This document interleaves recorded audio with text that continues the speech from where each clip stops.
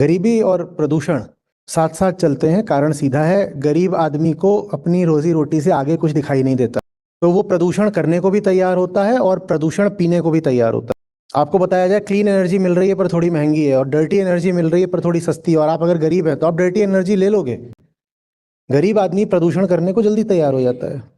यद्यपि दुनिया में जो प्रदूषण है उसकी जिम्मेदारी गरीबों की नहीं है। कुल मिलाकर के दुनिया का भी जो प्रदूषण है वो अमीरों का ही फैलाया हुआ है। लेकिन अमीर फैलाता भले ही है प्रदूषण, लेकिन बर्दाश्त नहीं करता। वो फैला लेगा प्रदूषण, वो हवा गंदी कर देगा, पर वो अपने लिए जो सबसे एडवांस्ड कटिंग एज टेक्नोलॉजी का फिल्टर होगा, एयर प्यूरिफायर, वो लगवा लेगा। बड़े शहरों में जाकर देखो वहां लोग कैसे रह रहे हैं। जगह भी नहीं है पृथ्वी पर इतनी, और जगह अगर चाहिए तो जंगल काटो, और अगर जगह चाहिए तो एकदम छोटे छोटे कमरों वाली इमारतें बनाओ, उसमें लोगों को अपार्टमेंट दे दो।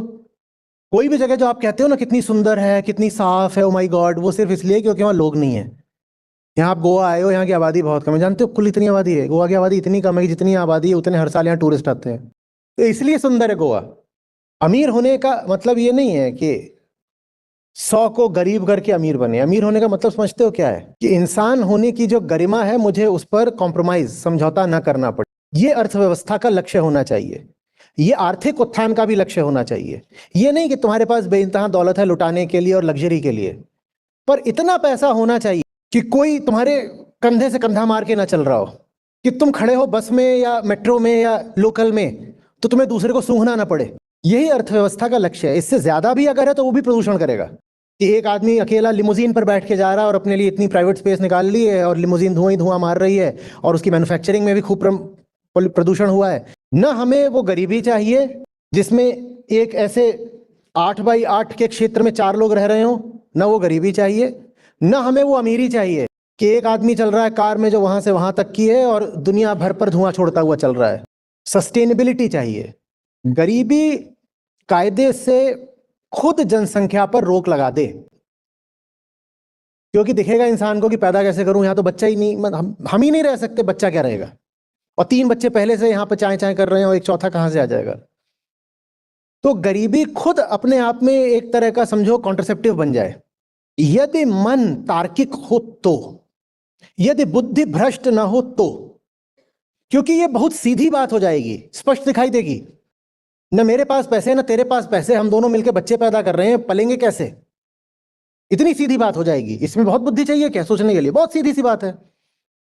पर बुद्धि तार्किक नहीं रह जाती लोकधर्म के प्रभाव में।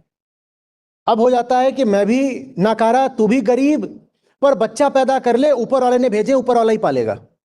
लोकधर्म जो गरीबी का प्रकट तथ्य है उसको भी दबा जाता है। पर लोकधर्म की आड़ में, संस्कृति की आड़ में, नहीं नहीं बेटा आप पैदा कर दो, हम पाल देंगे।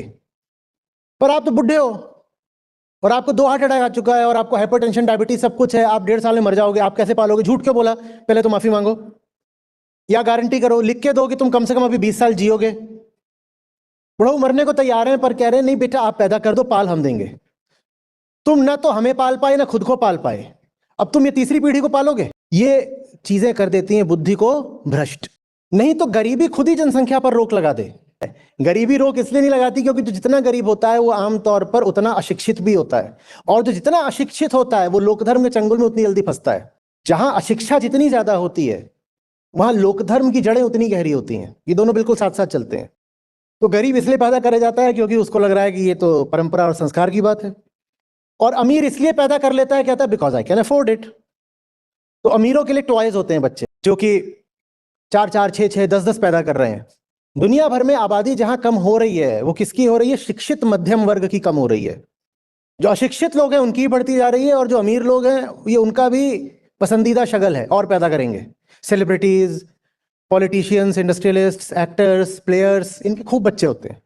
वो उनके लिए एक परफॉर्मेंस की बात होती है, डेमोन्स्ट्रेशन की बात होती है। अमीरों को, जो जो वो वाले अमीर हैं, उन्हें फर्क नहीं पड़ता पृथ्वी बर्बाद हो जाए तो। गरीबों को पता ही नहीं चल रहा कि पृथ्वी बर्बाद हो रही है। बस एक मध्यम वर्ग है जिसको कुछ कुछ बात समझ में आ रही है। तो दुनिया भर में फर्टिलिटी रेट्स जहां भी गिर रहे हैं वो मिडिल क्लास के ही गिर रहे हैं। मिडिल क्लास बनती कैसे है? मिडिल क्लास बनती है गरीबों में शिक्षा के आने से। हमने पहली बात तो वैल्यू क्रिएशन कम करा, और जो करा भी वो किसके हाथ चला गया? कुछ लोगों के हाथ चला गया। तो हमारे यहाँ मिडिल क्लास पैदा ही नहीं होने पाई। हमारी मिडिल क्लास बहुत छोटी रह गई, क्योंकि मिडिल क्लास तब आती है जब जो वैल्यू है वो सिर्फ क्रिएट ही नहीं हो, डिस्ट्रीब्यूट भी हो। और जनसंख्या रोकने का काम कौन करता है? Middle class. और भारत में मिडिल क्लास छोटी, चीन की मिडिल क्लास बड़ी, तो इसीलिए भारत की जनसंख्या चीन से आगे निकल गई। पॉल्यूशन और पॉपुलेशन, तुम्हें बहुत कम जगह मिलेंगी जहां पॉपुलेशन नहीं है पर पॉल्यूशन है, खोजनी पड़ेंगी। और वहां भी पॉल्यूशन इसलिए होगा क्योंकि कहीं दूर की पॉपुलेशन ने अपना पॉल्यूशन वहां किसी तरीके से डंप कर दिया है। इंसान को हटा दो तो प्रकृति गंदी हो ही नहीं सकती। प्रकृति में गंदगी जैसी कोई चीज नहीं होती। कोई गंदा जंगल बताओ, वहां सब इतने सारे पशु रहते हैं, पक्षी रहते हैं, मलमूत्र नहीं करते क्या? करते हैं ना। पर गंदा जंगल बताओ। प्रकृति को पता है हर चीज की कैसे रिसाइकलिंग करनी है, कैसे एब्जॉर्प्शन करना है, रीयूज करना है। जो चीजें हमारे लिए इनोवेटिव टेक्नोलॉजी होती हैं वो प्रकृति में पहले से ही मौजूद है, वो प्रकृति की व्यवस्था का हिस्सा है। कोई गंदा जंगल देखा है आज तक? आपको जब किसी बहुत निर्मल सुरम्य स्थान की तस्वीर पेश करनी होती है तो आप कहते हो look at these virgin word and pristine jungles. पर वहां भी तो वो सब जानवर लोग हैं जो हग रहे हैं, तो गंदा क्यों नहीं हुआ? उसको क्यों दिखा रहे हो कि ये देखो ये कितना प्यारा अनछुआ जंगल है? क्योंकि प्रकृति को सफाई रखनी आती है, इंसान को नहीं आती। क्योंकि इंसान इकलौता है जिसके पास क्या है? अहंकार। और अहंकार माने गंदगी। वो जो भीतर की गंदगी होती है ना, वो बाहर प्रदूषण के रूप में दिखाई देती है। मनुष्य के भीतर की ही गंदगी बाहर प्रदूषण के रूप में दिखाई देती है। भगवत गीता में कृष्ण जिस धुएं की बात करते हैं ना, कि भीतर तो बोध रूपी प्रकाश है ही, पर उस पर अहंकार रूपी धुआं छाया रहता है। वही भीतरी धुआं बाहर स्मॉग के रूप में दिखाई देता है।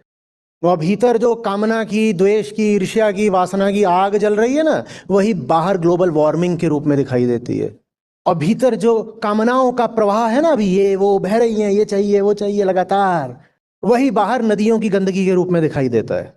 प्रकृति में गंदगी नहीं होती, इंसान की मौजूदगी ही गंदगी है।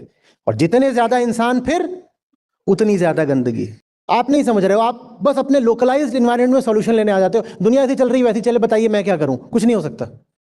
पर्सनल गिल्ट हटाने के फेर में मत रहो कि बस दुनिया ऐसी चल रही चले, मेरी पर्सनल गिल्ट हट जाए कि मैं ऐसी इंडस्ट्री में काम कर रहा हूं जहां पर इतना ज्यादा इकोलॉजिकल फुटप्रिंट है, ये वो है, तो मैं अपनी पर्सनल गिल्ट। पर्सनल का खेल नहीं है भाई। पर्सनल क्या भाड़ में, यहां पूरी पृथ्वी की बात है। यहां हम ये कोशिश नहीं कर रहे हैं कि आपको व्यक्तिगत तौर पर आपको निजी ग्लानि से मुक्ति मिल जाए। हम यहां बात कर रहे हैं पृथ्वी की करोड़ों प्रजातियों की और पूरी जनसंख्या की और आने वाली पीढ़ियों की। वो सब थोड़ी कि अपने घर में एक पेड़ लगाओ, उससे नहीं होता बाबा। पाखंड है वो।